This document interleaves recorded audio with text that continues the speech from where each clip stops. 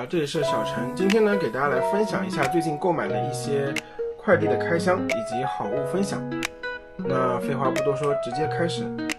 最近我妹她刚刚高考结束，然后买了新的平板，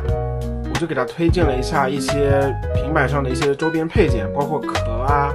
然后一些膜啊什么的。然后膜的话呢，就给她推荐了这个磁吸类纸膜。磁吸类纸膜这个品类，我觉得应该算是类纸膜里面最方便的一个产品了。就是你不想用的时候呢，你就可以直接把它拿走，当一个正常的平板去使用，不会影响你的观感。然后你想书写或者说记笔记的时候呢，你又想模拟那种纸张书写的体验，那你就把磁吸类纸膜吸上去。我跟它就网上稍微对比了一下，然后买了这个 Holycom 他们家的这个磁吸类纸膜。首先它这个包装里面会送你一个这个擦屏幕的布啊，然后里面的话也是跟其他家类纸膜一样，它会有一个这个防尘的这个挡板，就是你平时不用的时候可以收在里面，这点挺好的啊，就不会把它搞得到处都是，或者说担心有灰尘进去。然后它里面呢还会有一层这个封膜，平时就可以这样塞起来，就是把它收纳一下，就不用一直放在外面。然后我对磁吸类纸膜的要求呢其实很简单，第一个就是它的吸力要足够强，但不能有带胶水，因为有些类纸膜的话它会把周边变得很黏，还会有留残胶，到时候清理起来就很麻烦。第二个就是磁吸类纸膜，它的清晰度一定不能有太大的影响，不能说我光顾着追求这个写字的手感，然后我贴上去之后整个屏幕就变得又暗，然后又模糊，那我觉得也不行。我知道就所有的这种类纸膜吸上去一定是会有这个画质的就一定会对分辨率造成一定的影响，但是不能下降太严重。第三个就是整个类纸膜它吸上去之后，它不能随便写几个字就开始上下飘。如果这三点都能满足，那我觉得它就是一个好的类纸膜，我也不会去对它别的方面有太大的这种要求。那就正好试一下他们家的这个类纸膜，先测试一下他们家这个吸力啊。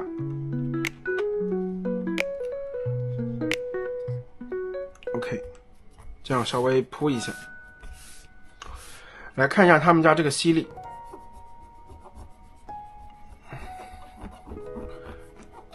我感觉整个吸力还是挺强的，我这样上下搓它这个都没有明显位移的情况，然后把它撕下来看一下它这个声音。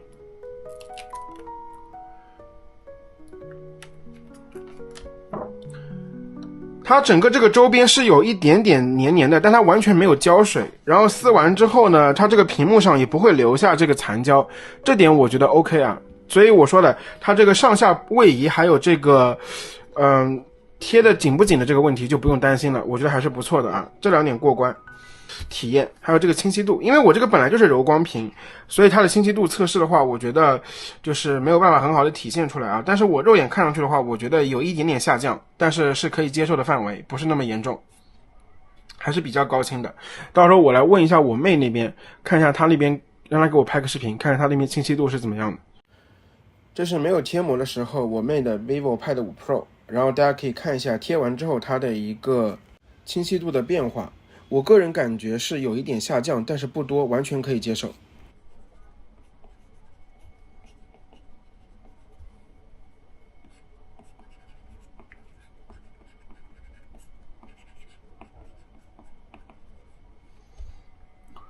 OK， 我觉得它整个书写体验是没有问题的，就像写在纸张上，模拟那种纸张的这种质感，它会有一定的这种阻尼感。然后我个人感觉呢，因为我本来这个平板就是柔光屏嘛，那它这个书写体验跟我的柔光屏还不太一样。我的柔光屏写上去还是比较细腻的，就是还是会滑一些的，尽管我没有贴膜。但是这个类纸膜吸上去之后呢，它可能这个膜本身表面就会做一些这种磨砂的处理，它会更加的阻尼感会更加的大一些，就写起来会更加的有顿挫感，相对来说就会更加的就是像模拟纸张的那种感觉，不容易打滑一些。我个人感觉还是不错的，反正对我来说，只要类纸膜满足我之前说过的那几个，我觉得就是可以推荐的。如果大家喜欢的话呢，可以去考虑一下啊，我觉得还是不错的。那接下来就来到我们的第二件，就是手机壳。手机壳的话，真的是我算一个手机壳的狂热购买者了。就是我手机很多嘛，但是我每个手机都会买很多很多手机壳。然后这个手机壳呢，我一直有两个比较宝藏的这个手机壳厂家，啊，在这边也就跟大家直接说一说。第一个就是 AIUV 他们家一开始最早是给小米做手机壳出圈的，给小米的数字系列啊，还有红米的 K 系列啊，都做了很多手机壳，卖的很好，然后评价也非常好。然后我当时是给我的小米的13 Ultra 开始买他们家手机壳了，包括现在15 Ultra 也用了他们家的这个凯夫拉材质的手机壳。他们家以前呢是做那个磁吸的，然后做那种就是透明啊，以及那种黑武士啊，什么光山啊，就那些型号应该大家都挺如果知道他们家的话，应该大家都会比较熟悉。他们家今年就开始做这种凯夫拉的手机壳了，然后他们家的凯夫拉呢，针对于 OPPO、vivo 还有小米的超大杯，全部都做了不同的设计，我觉得这点挺不错的，不然都设计成同一个花样，我觉得要是让我买3个不同的颜色，然后花样都一样的话，我觉得也有点腻。先给大家看一下这个，我已经用了2个月的这个小米的这个他们家的设计。这上面应该印的是一个小米的汽车，然后这个是应该它征战那个纽北的成绩吧，应该是啊。然后这边写了一个 Ultra， 这是一个地图，然后这个整个是一个红圈啊。然后小米的话，它应该也是有不同的颜色的，但是我当时就相中这个红色的。然后它也是内部带磁吸圈的，吸这种磁吸的一些水滴扣啊，吃一些磁吸卡包啊，都完全没有任何问题。然后凯夫拉嘛，它的材质就是轻薄，手感比较好。然后这个壳我已经用了2个多月了，那挺不错的。然后今天呢，就把我的200 Ultra 还有 X8 Ultra 他们的手机壳也一次性开了。那先来这个是 X8 Ultra 的这个台原色，这个台原色是那种墨绿色的那种感觉，我当时看到我觉得挺好看的。然后这是他们家的这个新的包装，打开来给大家看一下。哎呦天！大家放心啊，这个他们家真的是不需要去打广告啊，真的就是好用。不需要打广告的真的很好用。OK， 大家看一下这个台原色的一个手机壳。这个台原色呢，应该是他们家就是主推的那个型号里面的其中一种配色啊，也是新上的。然后它这边做了一颗这种橙色的哈苏的 logo 的标志，给大家看一下，还是很细节的。然后它里面的话呢，就是这种带 OPPO 官方霍尔磁铁的这样的手机壳，就是可以支持 OPPO 官方的50瓦磁吸快充。因为很多磁吸手机壳它带上壳之后呢，就会影响它的无线充电速度，但他们家这个用的是 OPPO 官方的这个霍尔磁铁，所以是不会影响官方的磁吸充电速度的，这点给好评啊。当然这个壳肯定它的造价就会更贵一点。然后侧边的话，它这个开孔是直接开出来的但他们家目前好像有那个废件版本，就是既能把这个地方挡住，又不影响它的触控，是他们家最新做的一个技术。到时候我也买回来给大家测一下。然后整个这个背板的话是一种磨砂的这种材质摸上去就是比较亲肤的，然后不会很滑，是比较细腻的然后给大家看一下它各个的开孔。这个地方呢，它已经默认出厂给你贴好了一个这种塑料片，去防止这个磁吸沾到粉尘，在手机背壳上留下这种所谓的这种圈的印子。当然我觉得一般来讲是不会影响的，但是还是建议大家到手的话别撕别撕。大家可以猜一下我现在用的是啥手机壳我现在用的也是他们家的，这是他们家的光山因为我是一个白色党嘛，所以我买手机基本上都会买一些白色的手机壳。但是他们家的这个黑色这个台原色，我觉得做的也很高级，也很好看给大家看一下，这2个应该是属于同一个系列，只不过他们的这个背部的纹理不一样，它其他地方做的应该都是差不多的，看到没有当然我更喜欢这个哈苏标。然后我把这个 X8U 拿下来给大家套壳看一下效果。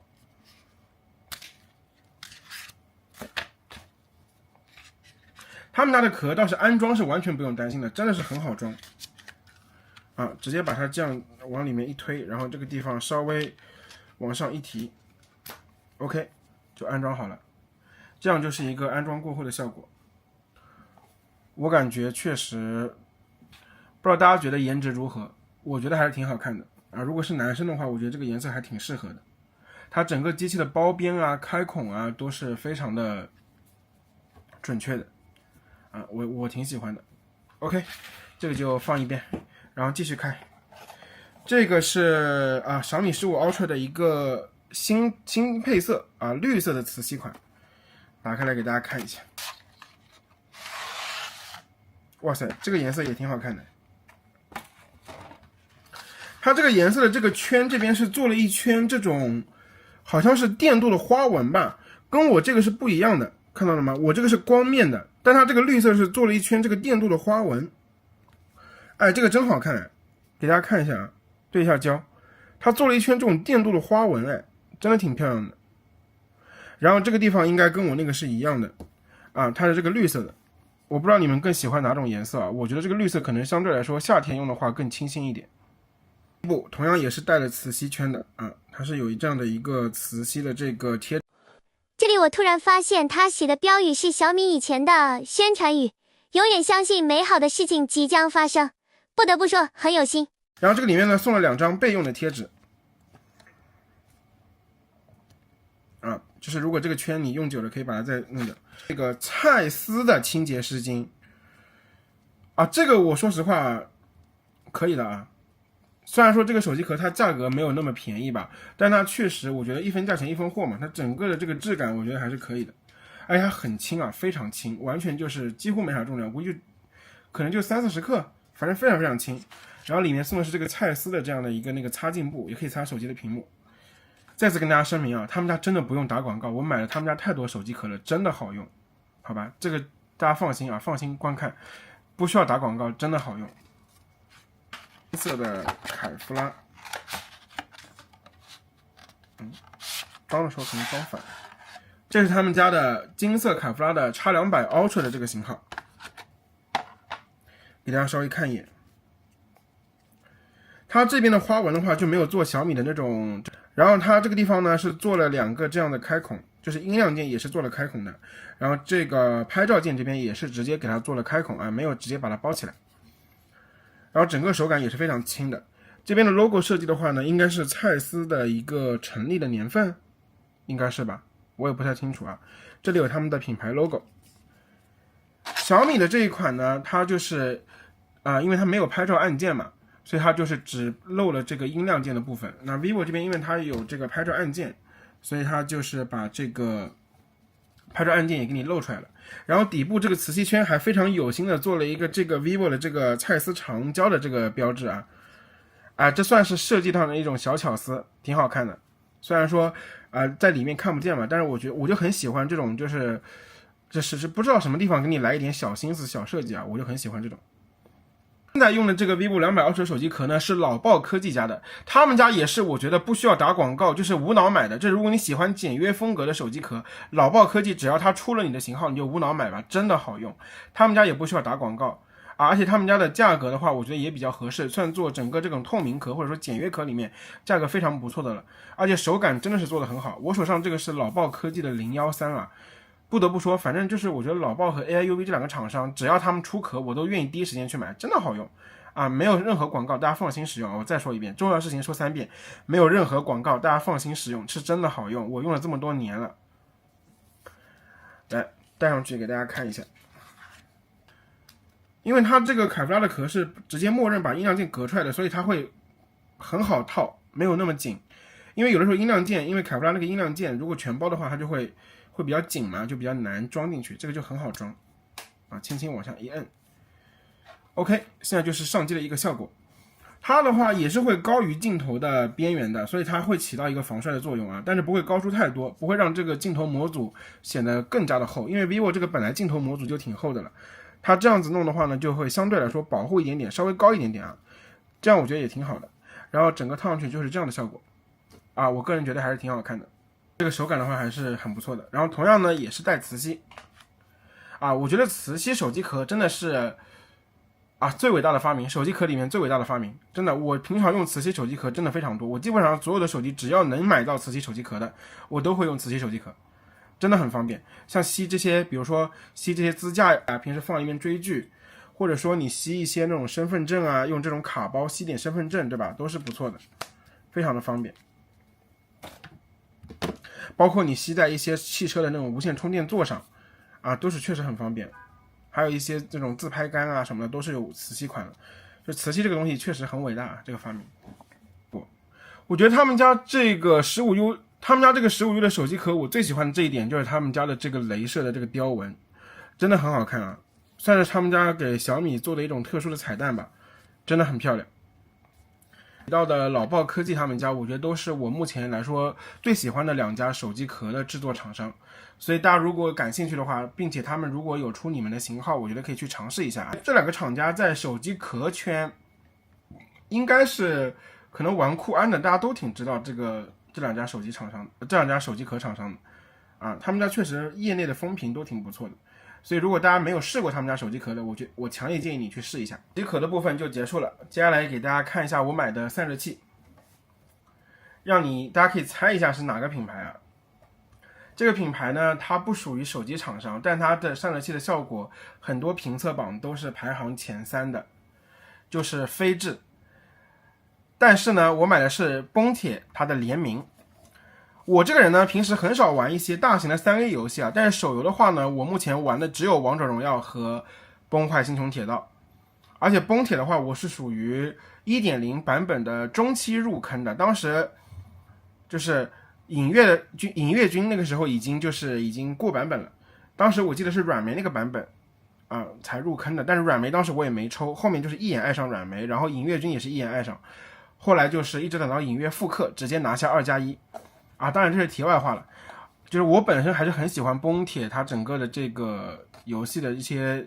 剧情啊，包括它整个的这种模式啊，就我曾经是一个就是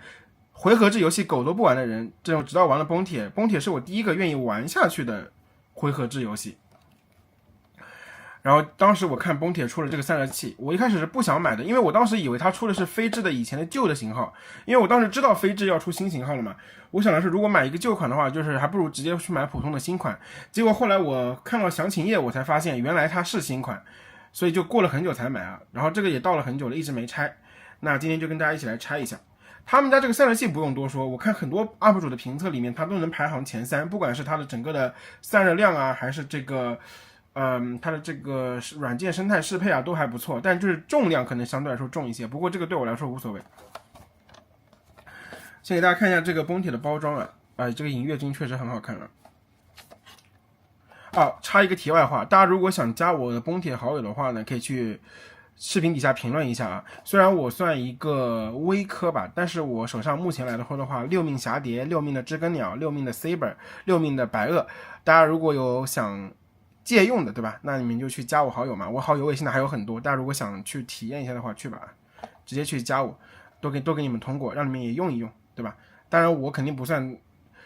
练度特别高的那一类啊，我就是属于XP档啊，喜欢哪个抽哪个。当然了，影月如果后面复刻，我也会给他补6命的。我映入眼帘就是一根蓝色的线，然后这个散热器上它就是做了一个这个影月的这个龙的这个经典符号，其他其实没有啥。然后这个背面也是一个龙，其他其实就没啥了啊。它是原本机身是白色嘛，然后它就是换了一个这个配色，对，给大家看一下，它是一个磁吸款。这个的话呢，相对来说，如果你没有磁吸手机壳的话呢，你就只能去买那种第三方的配件夹了，因为官方它没有做那种夹子。你如果没有磁吸手机壳的话，你就只能去买一个那种磁吸贴在手机壳背部，然后就吸上去了。给大家看一下这个吸力啊，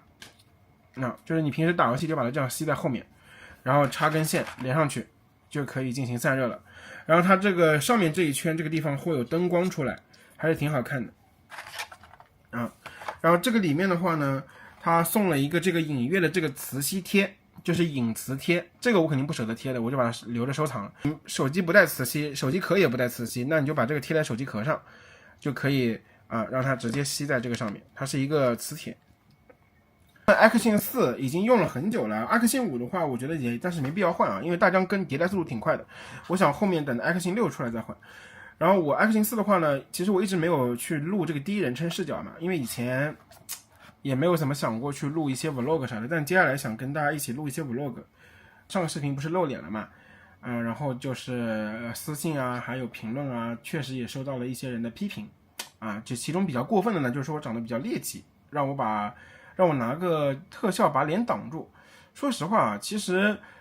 也不是说一定要露脸，只是我觉得我现在录 vlog 嘛，那肯定是想跟大家一起分享一下日常生活什么的，我觉得露脸其实也无所谓啊。就是我觉得长相这个东西本来就是父母给的，我们没有必要去抱怨什么的。就是我觉得长相这个东西呢，大家就不用太去在意这个东西了，反正就是那些评论其实我也不在意啊，我觉得没有必要。反正就是本来咱们就是靠的是数码体验分享嘛，咱也不要去关注别的东西啊，其实也没有必要。对我来说，只要能给大家分享一些比较好用的数码产品，分享一下我个人的体验感受，我就很开心了。就是我后面的话，基本上也会跟大家就是去分享一下生活中的一些 vlog 呀，包括拍一些数码的开箱啊，我也会以就是可能会露脸的形式给大家拍摄啊。不知道大家就是愿不愿意接受这种形式，反正我觉得可以试试嘛。然后包括过几天我要去那个 China Joy 到时候也想给大家拍一拍就是这种大型的展览。顺便跟大家好好聊一聊出行的一些旅游的一些分享什么的，我觉得都还可以吧。第一个就是这个背包肩带，它就是可以直接把这个魔术贴一样的东西直接吸在你的背包上，然后你把大疆直接就是固定在背包上，就可以录一个很自然的一个行走的这个视角，第一人称的视角比较方便，比如说第一人称开箱啊，第一人称就是去干嘛干嘛的，我觉得都还不错。然后这个的话，到时候就出去玩的时候用起来，给大家顺便看一下到底是咋样的。那本期视频呢，还有最后一个东西就是键帽了。键帽的话呢，其实我是一个键盘深度爱好者，当然我不是像他们客制化键盘那样会玩很多特别贵的套件，因为我也玩不起嘛。其实我也很想玩那些非常非常牛逼的那些客制化套件，然后各种各样的定制。但是我说实话，我只能算一个客制化，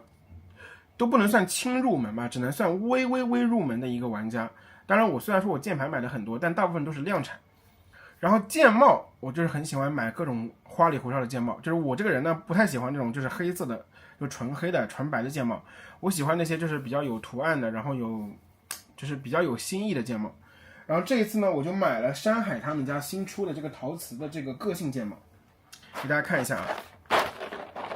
是这个他们家的一个蛇年款，蛇年的限定然后我买了一个粉色一个青色，配合我的这个分体键盘，给大家一起展示一下。他们家的键帽呢，我现在基本上已经集色卡了，就是我特别喜欢陶瓷键帽。他们家我现在买了有8套键帽了他们家我买了有8套，大家如果感兴趣的话呢，什么时候给大家分享一下我的目前所有的键盘，虽然都不是特别贵的那种，但是都是我每个都是自己组装然后买一些就是自己就是每一个都是我自己比较喜欢的，到时候可以给大家分享一下我的键盘。然后他们家这个键帽呢，这一次我觉得定的价格还可以吧。比他们家之前的一些大套装都要便宜。然后它是有这么多颗个性按键的，它都是陶瓷的工艺，就是它整个这个摸上去的这个质感是非常温润如意的，而且它这个东西它夏天用的话会挺凉快的，它的声音呢也会让你本来的键盘更加的闷一点。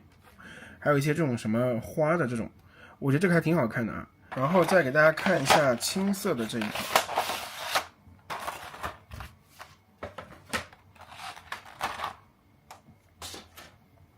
它也是一样的。那为什么我会买这2套一样的呢？给大家来看一下我现在用的这一把我非常非常喜欢的键盘。当当当当，目前最喜欢的一把分体键盘，是来自喵不二工作室他们家的00喵分体键盘。这把键盘的话是3模连接的，然后是铝坨坨，然后这把键盘的话选色都是我自己选的，当时我就选了这样一个撞色设计。说实话，当时选的时候还没想到怎么搭配键帽，选出来之后发现这个颜色太难搭配键帽了，然后我就看到山海他们家正好有粉色有青色，就他们家现在我搭配的这个主键区也是陶瓷键帽，然后这个背板也是我自己选的，就是我现在选了一个这样白色的这个后面这个小猫咪的这个背板，我觉得挺好看的。然后包括这个名牌是一个这个小爱心然后右上角这个地方左上角这个地方也是一个小猫咪。就是想着买一些个性键帽，然后把这些个性键给它换一换。现在我就给它换好了新的一个键帽，给大家欣赏一下这个键帽的细节，真的是挺好看的。然后这边我换了更多的个性键，大家看一下，有燕子蛇呀这种山海这种。这个陶瓷键帽的话，如果他们家后面出新款的话，再跟大家分享吧。反正大家如果对我的键帽还有键盘感兴趣的话呢，可以评论区告诉我，到时候我就出一期键盘分享。快递和好物分享就到这边，我们下期见，拜拜。